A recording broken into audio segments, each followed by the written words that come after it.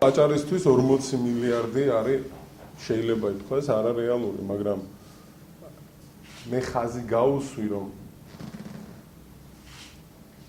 ინვესტორების მხრიდან გაინტერესება რეგიონის მიმართ არის დიდი. ინვესტორთა ჯგუფი ერთ-ერთი კომპანია ითხოვს აჭარის ავტონომურ რესპუბლიკაში 18-დან 20 მილიარდი დოლარის დაბანდებას. ფინესთან მისმა გააკეთა რამდენიმე განცხადება.